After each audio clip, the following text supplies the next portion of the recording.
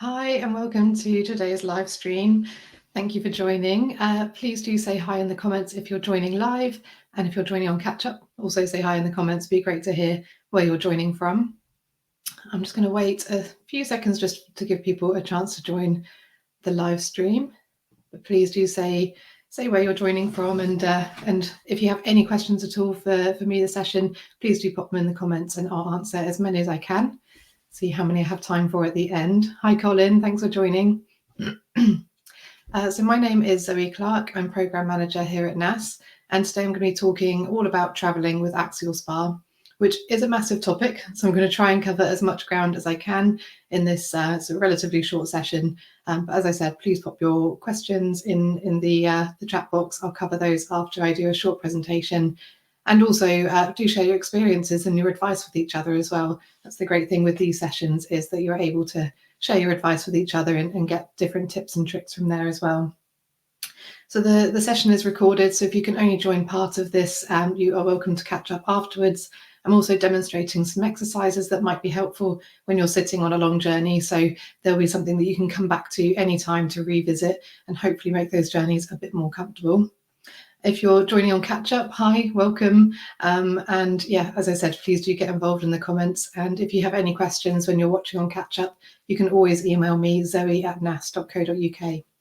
So to get started, I'm going to do a short presentation to give a bit of an intro to the topic, cover some of the main points, and then we'll get into the Q&A as well. So I'll keep an eye on the questions as they come through. So I'm just going to pop some slides up and hopefully you can all see that. So I'm just going to double check that we're definitely live on Facebook because we had some tech issues last time. I can see we're live on Instagram, so hi everyone, thank you for joining on there. And once we've finished the live, I'll pop the recording onto our Instagram page as well, so you'll be able to come back to it there, and it will be on our YouTube channel too. Yep, I can see we're live on Facebook too, wonderful. So to get started, in terms of travelling with Axial SpA, I thought I'd just tell you a little bit about me first and why I'm talking about this. So I am a Programme Manager here at NASS, but I've been living with Axial SpA for just over 11 years myself, and I'm also an allied health professional as well. So hopefully I'll be able to share a mixture of general advice as well as some personal experiences too. And I will share all the slides afterwards. They've got some useful tips and tricks on there, but also they've got some links as well. So I'll include a link in the comments on each of the streams, so you can go and download the slides and you can access all the further resources that I'll mention throughout the session as well. And I can see we're having a little bit of issues with the slides because they're not clicking through properly, but bear with me, I'll make it work. So firstly, looking at when you're traveling with Axial SpA, it can be really helpful to plan ahead. Like everything when you live with a long-term condition, we do have more to think about when we're looking at traveling and going about our day-to-day life, unfortunately. So taking some time to plan ahead really can make a big difference.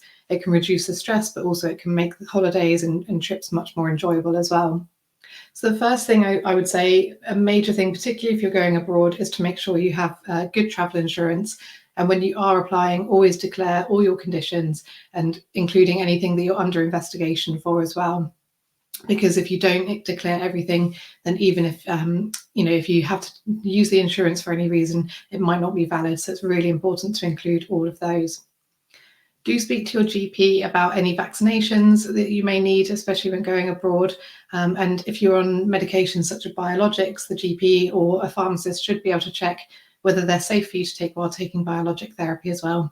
Or they can advise that if it's not safe to take, what you can do to keep yourself safe in the meantime. I'd like to highlight the sunflower lanyard, which I imagine most people are familiar with. So this is a green lanyard that you see people wearing, and it's got sunflowers around it. And it's a really nice, subtle and discreet sign to staff as well as the public that you may have an invisible condition that you might need some assistance with. So it doesn't necessarily communicate what your condition is or how someone can help you, but particularly for staff, they're trained to spot this and then ask you if there's anything they can assist you with. So that can be really useful when you're traveling, particularly through busy places as well. It can be helpful to, when you're looking at sort of planning for your holiday or your trip, asking other people as well. So ask your friends and family if there's anything that they think would be helpful. Sometimes when you're that one step removed from it, you can think about some more practical ways to help. And also they may well offer some help and assistance with things as well. For example, taking heavier luggage for you, or helping with the journey, giving you a lift somewhere rather than you having to drive yourself, that sort of thing. So it's always worth asking others and considering accepting their help as well. It's very important to think about the clothing and the footwear that you wear while traveling. Make sure that you're wearing loose, comfortable clothing, particularly if you get rib pain or hip pain, making sure that you've not got any sort of tight, restrictive clothing that's going to be uncomfortable, especially if you're sitting for a long period of time while you're traveling. And footwear, you really want flat shoes that have a really good supportive sole, so it gives you that support when you are then walking about while you're traveling. Now, this last tip about planning some distraction techniques, that's not if you're driving. If you're the driver, then please don't use any distraction techniques. But this is for anyone who's a passenger, or if you're on a long train journey, long flight, things like that. Just thinking ahead as to what would be a good distraction technique for you if you do start to experience any pain or stiffness building up. It can be really useful to think about that in advance. It might be that you create a playlist of music that you find relaxing and distracting. You might have meditation techniques that you like, specific hobbies that you can take with you, or download movies ahead of time, that sort of thing. So just sort of plan ahead, think about what might be useful, so that if you do find that your pain levels are building up, then you've got something you can go to help distract you from that as well.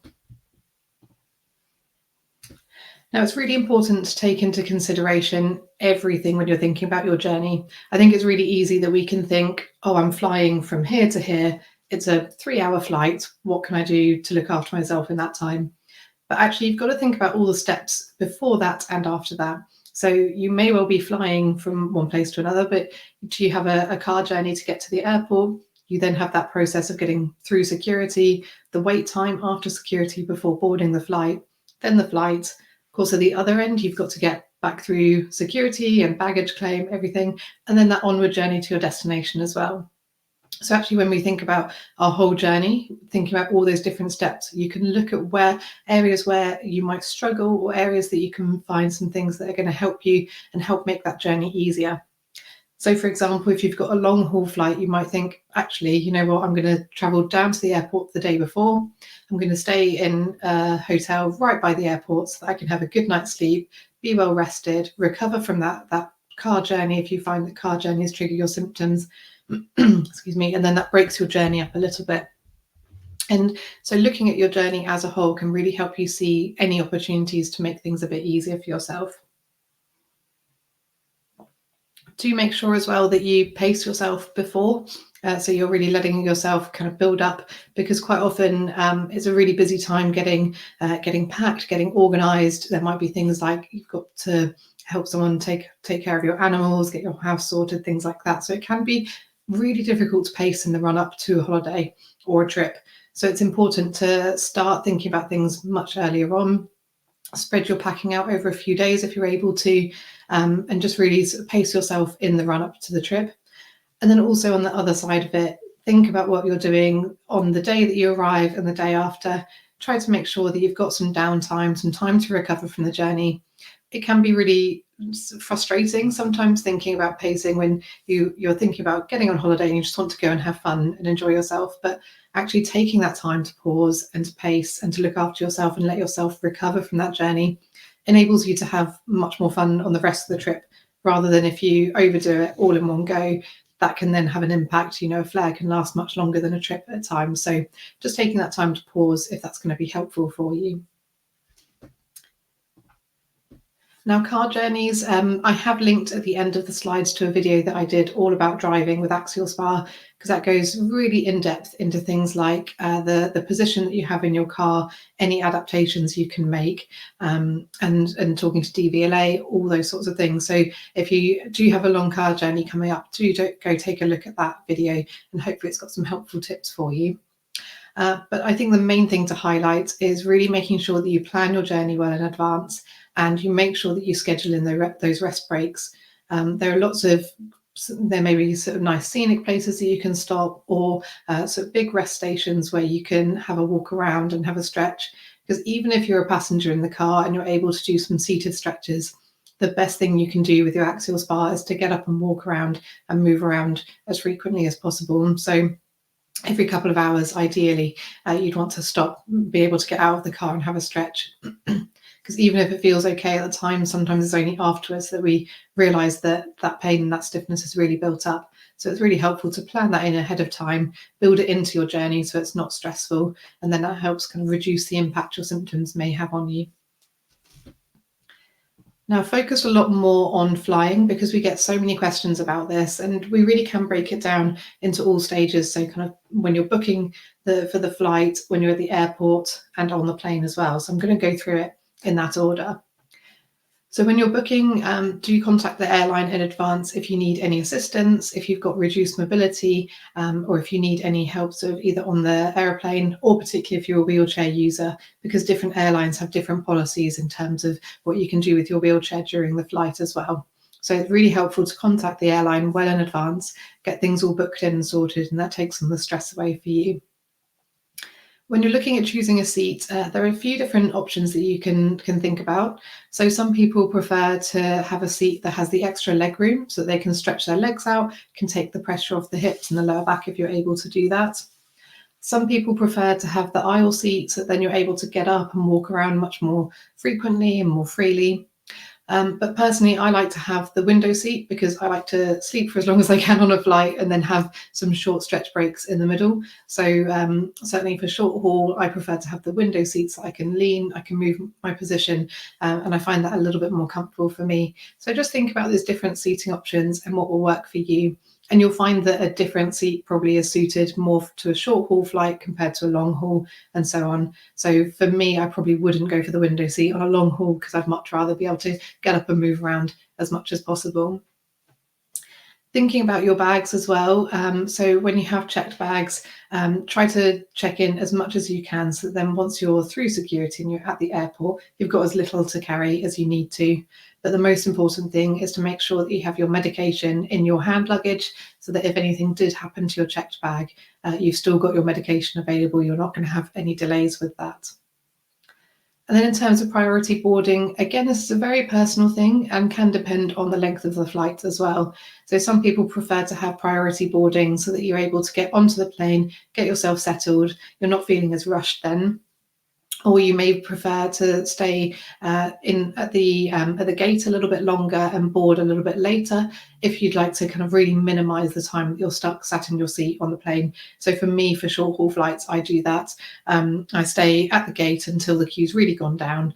I don't bother queuing, so I can't stand for very long without lots of pain. So I take a seat, have a few stretches, and then I get on as late as I can really. And I find that a lot easier because then it means I can be moving around in the airport right up to the start of the flight pretty much. And then I can get myself comfortable and have as little time sitting as possible. So again, just think about those different options, what would best suit you. And if you're traveling with others as well, just discussing that and explaining that, because sometimes when we're traveling with others, we follow what they are used to doing or what they wish to do, but actually think about what would be most beneficial for you and make sure that you communicate that. Now, when you're at the airport, there is support available. So if you need assistance, obviously, as I said, you can pre-book that. But also, if you use a mobility aid, then often you can go to the security section and there's an assistance lane. And usually, if you have a visible mobility aid or the sunflower lanyard and you explain to them, you're able to go through and sort of fast track the security lane. So that's well worth checking if you don't need to book the full assistance. Obviously, please allow plenty of time to still do that, just in case there is a queue or if there are any issues with that. But that can be really helpful if you find that standing and queuing for long periods is difficult for you. And once you're through security, just making sure that you're balancing that time that you're stretching whilst also resting as well when you're waiting. So sometimes it can be really easy to sort of wander around the different shops and then end up feeling like you've overdone it. Or the other way around, you can get yourself comfy if it's really busy and there are very few seats. So try and just get that mixture of being active, keeping things loose before you're then going to be sat down for a long period of time, whilst also then having those rest periods built in as well. And once you're on the plane, there are some quite simple but really helpful things that you can do to make sure you're as comfortable as possible during the flight, but also reduce the impact that you're feeling afterwards as well. It's really important to keep hydrated. I think when we're traveling, the temptation can be to not drink as much, or we just forget to. So it's really important to make sure that you keep hydrated regularly, because this can actually help with your pain levels overall and also your general health as well. I'm going to demonstrate some seated stretches once I finish the presentation, because at the moment I know I'm very small on the screen. So I'll go through those because they can be helpful whether you're on a plane, on the train, or in the car. So I'll go through those shortly, and you can always revisit those. And they're just some simple stretches and quite subtle that you can do without elbowing the person next to you too much. So I'll go through those shortly. But as much as I say, sort of doing those stretches can be useful, they're definitely not a replacement for getting up and having a walk up and down the aisle, both in terms of your axial SpA, but also in terms of your circulation as well. There's no sort of replacement for that, so trying to do that as much as you can. And also just changing position frequently in itself can be helpful. So whether that's sort of shifting from one hip to the other, so you're taking the pressure off one side, or sort of doing different positions with your legs as well, so crossing the legs, keeping them uncrossed for periods for circulation as well. Just make sure that you're moving around nice and regularly. And then there's a few different sort of makeshift ways that you can keep comfortable as well. So using things like a neck pillow, as pictured here. You can often get inflatable ones if that's easier than having a full sort of neck pillow that you can't fold down or anything. But also you can use a jumper or cardigan as a makeshift pillow as well.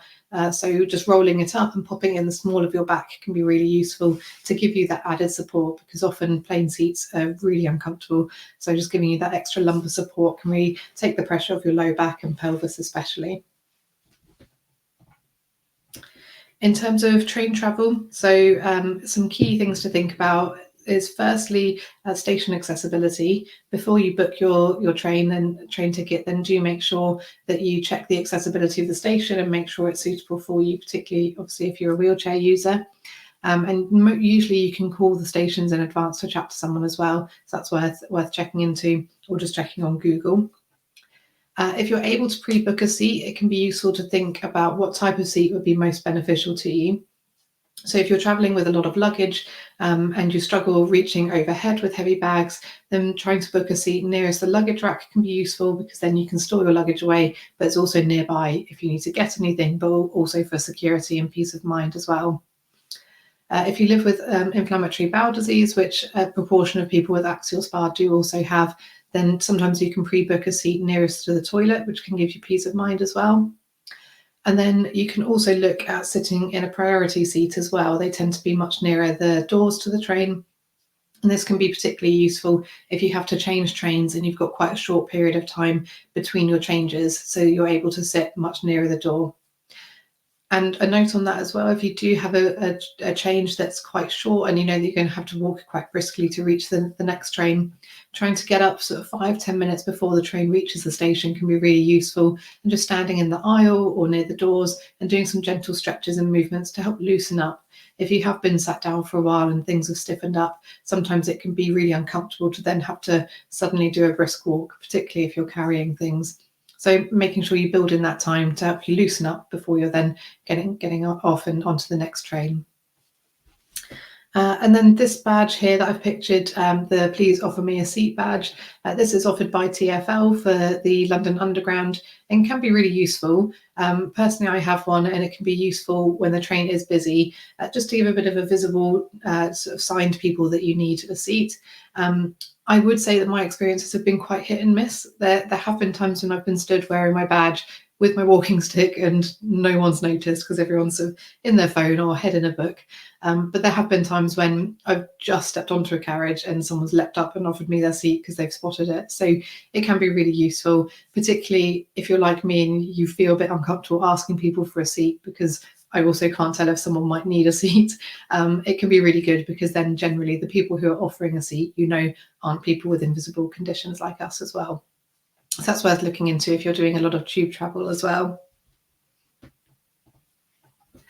And just a note in terms of ships, so cruises or ferries, Again, it's just looking at planning ahead, contacting them in advance, because there's lots of different things they can do to help in terms of accessibility, particularly with reduced mobility.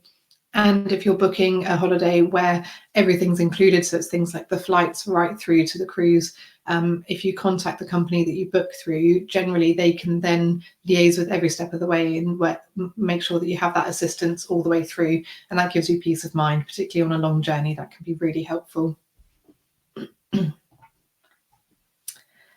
And just some general tips in terms of while you're traveling. So I mentioned it with flying, but when you're traveling in general, just making sure that you're keeping hydrated, or as hydrated as possible, good for your general health, but also for your pain levels as well. And depending on the trip, do consider the bags that you're using. So it might be that for a short city break where you're packing relatively lightweight, using a rucksack might be a little bit easier. Especially one that distributes the weight evenly on both shoulders and has good thick straps to help reduce the pressure on the shoulders. That can be most useful, particularly if you're going to quite an old city where it might have a lot of cobbled streets or a lot of steps. Somewhere like Venice, I learned, is not somewhere that you want to take a wheelie suitcase, because you're constantly going up and down over the bridges, over the canals. So for that type of holiday, I'd take something where you're able to have a rucksack on your back, so you're not doing lots of lifting. Whereas for other journeys, you might find that a wheelie suitcase is suitable. But if you get a lot of shoulder and neck pain, then the photo on the right shows one of the wheelie suitcases where you can have it to the side of you and you're sort of pushing it along. And that can be a lot more comfortable. And you can also then switch sides nice and easily, and it can reduce the strain as well. You might also like to consider whether you want to pack 2 smaller bags rather than 1 larger bag, just to help kind of reduce the strain. If you're then carrying them, you can have it evenly on both sides as well. So that might be a little bit more comfortable. And of course, if you're traveling with someone else, then considering if they'd be able to carry things for you or help with that too. As I mentioned with flying, making sure that you're changing positions nice and regularly, that can really help. If you're not able to get up and move about, still making sure that you're shifting your position, you're shifting where your body's feeling that pressure as well. And I discussed a little bit about pillows or makeshift pillows. So do consider that when you are packing and considering what you're wearing for the journey. So wearing a jumper means that then you're able to use that in the small of the back, or even if you're in a window seat, using it to lean on onto the window as well can be a little bit more comfortable. And as I mentioned, I'll go through some seated stretches shortly that you'll be able to use for a journey. And then also considering your medication timing. So some people find that taking an anti-inflammatory just before they're going to be sat down for a long while helps, because obviously when you're sitting for a long period of time, that's when the inflammation can sort of build up and settle in the joints, which causes that pain and stiffness. So sometimes taking an anti-inflammatory before you're going to be in that position, that helps reduce the impact that it has. So for this, I'd always say to speak to your healthcare professional to get some really personalised advice on what medication would be suitable for you. And particularly with anti-inflammatories, they may well want to prescribe something that will protect your stomach, or just make sure that you take it when you've eaten something as well, so it protects your stomach. Talking of medication, I'll go through a little bit because we do get lots and lots of questions about this, particularly in terms of biologics as well. But in general, it's really important to order your medication well in advance of your holiday, particularly if there's a bank holiday coming up and the GP is going to be having reduced hours. Making sure you get that ordered well in advance so you don't have that last minute stress of trying to get something before your trip. It's really important as well when you're going abroad to look at whether there are any restrictions in the country that you're traveling to, particularly with things like codeine-based medications or opioids. Often there are restrictions in various countries, so make sure that you check that before traveling. And just some key things to remember. So as I said earlier, making sure that the medication is in your hand luggage rather than any checked bag, so that you know that you've got that, even if your bag does get delayed. Hopefully that wouldn't happen, but if it does, then you've got your essential medications. That's really important as well. Do take a copy of your prescription as well, because this shows that these medications are prescribed to you. So if you do get stopped through security, it's a lot easier. You're able to show that they're for you.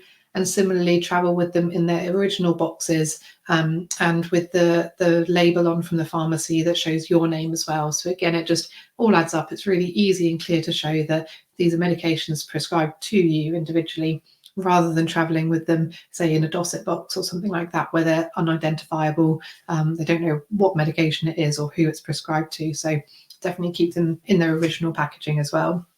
You can always take an empty Dorset box with you that you then fill up once you're at your destination to help just sort of day to day, then you know what you're taking, but make sure that you travel with them all organised like that as well to reduce any risk of any complications. And then in terms of traveling with biologics, it definitely depends on sort of how long the journey is, where you're traveling to, particularly the temperature of the country that you're traveling to, and also sort of how long you're going to be traveling for as well, and when your dose is due. So we'd always recommend chatting to either your biologics nurse, if you're able to get in contact with them, or the home care sort of delivery company. Often they have a pharmacist that you can speak to, and you can explain your situation of how long you're going for, when your dose is due, how long you're going to need to keep it sort of out of the fridge, and they can give advice on sort of how best to travel with it.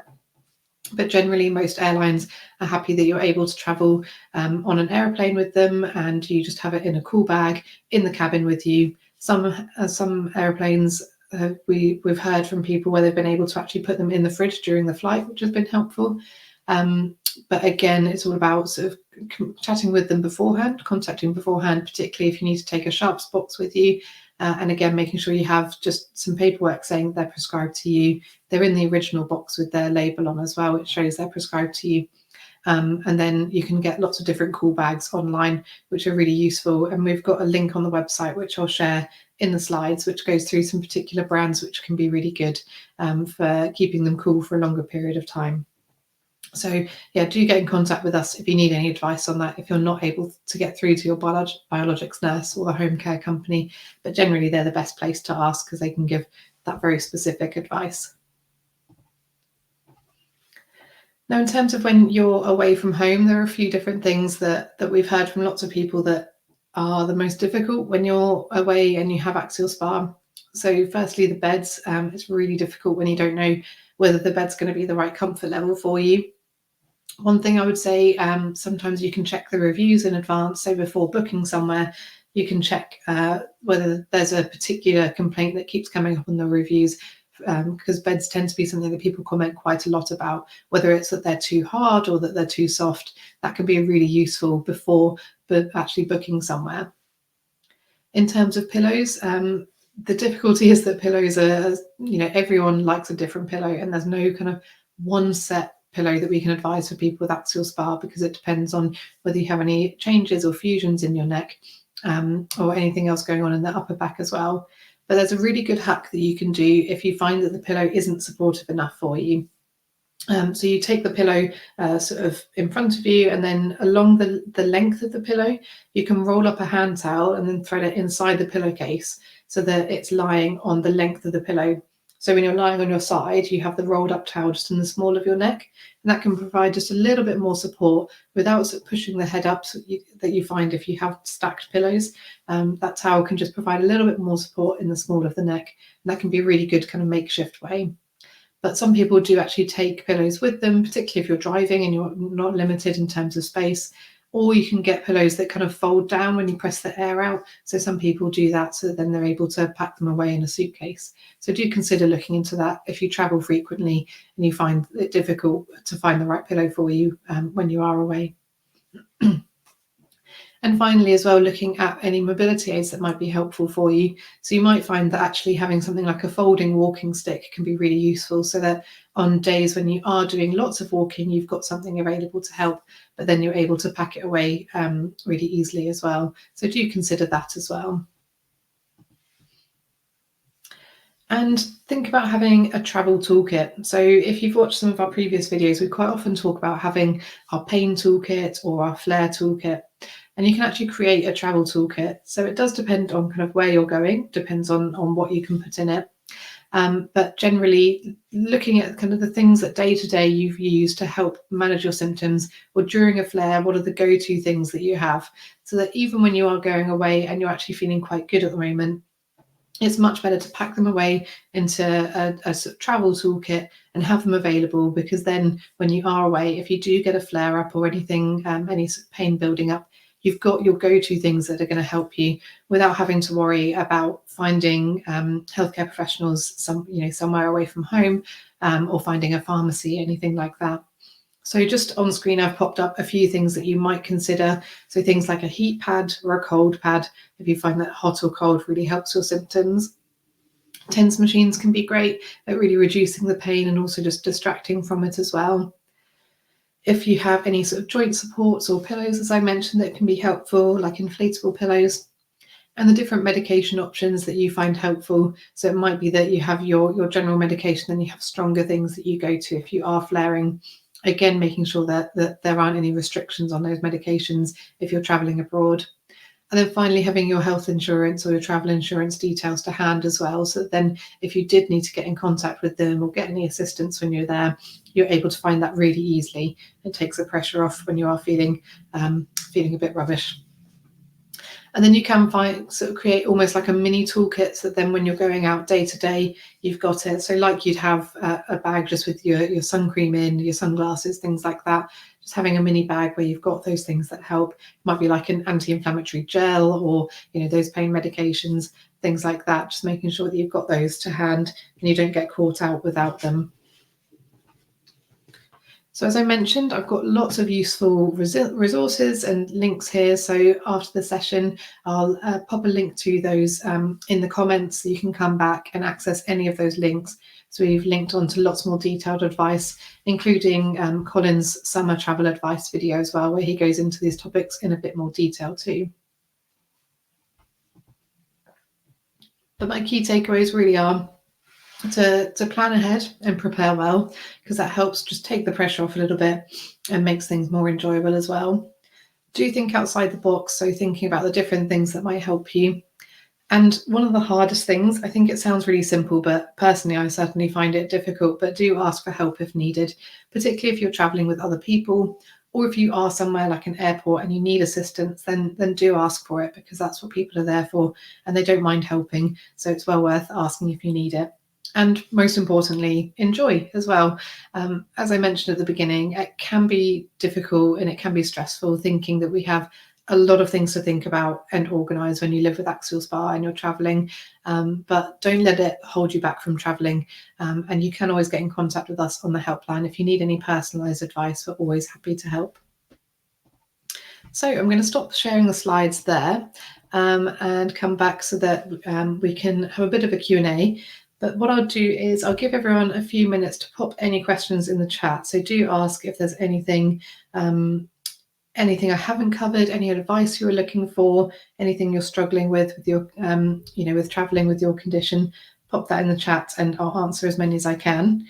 But in the meantime, while you're adding your questions, I'm going to go through those structures. So I'm just going to move my chair back and bring the camera down so you can see me a little bit better. So these are the stretches that I mentioned to help if you're seated for a long time, whether that's on a plane, on the train, or in the car. So these are nice subtle stretches that hopefully won't disrupt your neighbours too much, and they can all be kind of converted to actually be able to do when you're standing as well, most of them. So it can be useful, in both ways. But firstly, I'm going to start with one stretch, or one movement you're not going to be able to see, but I'm going to start with my feet flat on the floor and my legs sort of relaxed like that. So I can have my hands resting on my lap. And then you're just going to lift one heel up off the floor, take it down, and then lift the other. So you're just doing this movement with your heels, bringing your heels off the floor. And this is really good for your ankles, gets a little bit of movement into your knees, but it's also really good for boosting the circulation in your legs as well. So when you're sitting for a while, that's really, really important. Good. And then the next one, you're going to, I'll turn to the side, you should be able to see this. You're going to straighten the leg in front of you and then bring it down. Oh, bit of a click there. That's my hip. So you're moving the knees. You can do a few sort of ankle circles or sort of ankle foot rotations at the same time if you want, but just bring them forward. Of course, if you've got a seat in front of you, you might not be able to straighten all the way out, but any sort of movement through the knees can be really good. Great, I'm going to come back to the front. And then the next one, we're going to keep our hips planted. We're just going to, one at a time, let the knee just drop out to the side so you're rotating that hip out. Just going to drop the knee out. And then left, good. It's just getting a bit of a stretch into the hip, up into the sacroiliac joint as well, a little bit of movement. And that can be really good. You can even, if you want to do a stronger stretch, you can even bring the knee up, pop the ankle onto the knee of the other leg, and then just gently push down with that hand. And that gets a nice stretch all the way up into the hip and into the buttock, the glute muscles as well. Good. And you can do the other way around. So you can raise that left knee, bring the left ankle on top of the right knee, and then just gently press down if you like to. Good. Then the next, we're going to do a little bit of movement through the pelvis and through the lower back. So with this, again, keep the hands resting so that you're not bumping into your neighbours. And we're just going to shift the weight over to the left side and hitch that right hip up a little bit. So it's almost like you could get your hand underneath your hip there and then come back down. And the same, so shifting over to the right, lift that left hip. So what you're doing is you're getting a bit of a side bending movement through your lower back. And that can really loosen up through those low back joints. But it's really subtle, as you can see. You can even do it where you tilt your left shoulder over and hitch your left hip at the same time to make it a little bit stronger. But generally, I know we usually have very little room on a plane or a train, but generally you can do these kind of movements without disrupting the person next to you too much. Good. And then next we're going to do some pelvic rocking. So I'm going to turn to the side for this. And what you're going to do is you're going to start by just slumping down. So you're pushing your low back into the chair, and then you're going to arch the other way. And you can lean your body forward a little bit to give you a bit more room. You can even scoot to the front of the seat and then just really slump down and arch back, like so.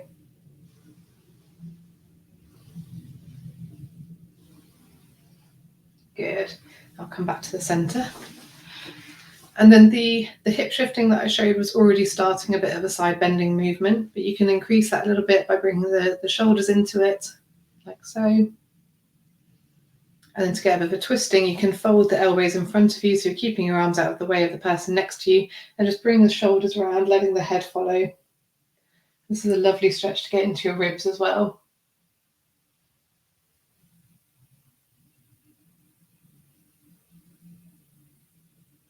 Good. And then relax the hands down. And finally, some neck movement. So you can bring the chin down towards the chest. And if it's comfortable, you can roll it over to the left and to the right. Ooh, getting a few clicks in the neck as well, which is completely normal. Good. And then finally, to stretch out into the back of the neck, you can do the lovely chin tuck or double chin exercise, as I like to call it. With this, you keep your eyes facing forward and your head nice and level, so you're not looking up with the head or down. Keep the head level, and then you're trying to bring your head back towards your seat. So you're just bringing it back, giving yourself a lovely double chin or a chin tuck. One more for luck. Good. And just do a few shoulder shrugs and rolls just to finish off there. So that was my really simple routine of seated exercises that you can do to help to give you a little bit more movement even when you are sitting in one place. So whether that's on a plane, a train, or in the car. As I said, it's not a replacement for getting up and walking around. That's still really important, but it can just give you a little bit more comfort in the meantime. So thank you everyone for joining me today. I've got a couple of minutes. If there are any questions that I haven't covered, please do pop them in the chat box. I'll just have a look on Facebook and Instagram to see whether there's anything that hasn't popped up on my screen. I can see someone on Instagram's asked if they should continue to take medication and they've not had any pain in a couple of months. So that would definitely depend on the type of medication that you're taking. So I'd recommend chatting to your healthcare professional because there's different treatments. So if it was something like a biologic treatment, they do recommend that you continue taking that because often if you stop taking it, then the pain does return. Whereas if it's an anti-inflammatory medication, usually that's something that if it gets the pain under control, they'd recommend that you then stop taking and only take it during a flare-up. But definitely speak to your healthcare professional for specific advice on that, and make sure that's all suitable for you. Oh, thanks, Rachel. I'm glad it was helpful. And hopefully lots of people are booking their summer holidays. I've literally just booked a flight. So this was well timed for me to revisit and make sure that I practice what I preach as well. So Astrid has asked about, this is a great question. Any guidance on timings for medication with regard to changing time zones? So this one, I would say it depends again on the medication that you're taking. If it's something where you're taking it really regularly, usually you would just stick to that same timing. So, if you take it every 8 hours or once a day, just stick to your same time zone.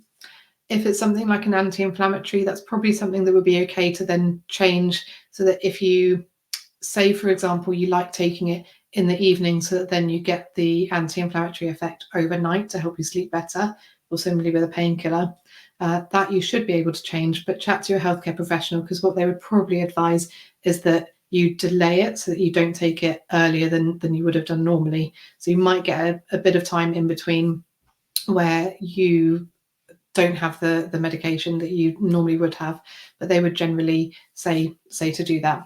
So generally stick to the same timings, but change it if it is that you need the assistance of that medication at a specific time, so like overnight. But yeah, hopefully that was helpful, Astrid. So we've got a minute or two. I can answer any other questions, so do feel free to pop them in there. And Cara's asked about biologic therapy with airport security and if they're counted within your liquid allowance. I've never come across that. Generally, they would treat that as something separate. So particularly because you take them through in a cool bag, and there's a very small amount of liquid in there as well. So I've only ever heard that they've just treated them completely separately. They wouldn't expect you to take them out of the cool bag and put them in with other liquids or anything like that. Making sure that you've got the paperwork related to them can be really helpful. But you can always contact either the airline or the airport that you're traveling through as well in advance, just to make sure. But yeah, normally they wouldn't ask you to take them out. They treat them completely separately.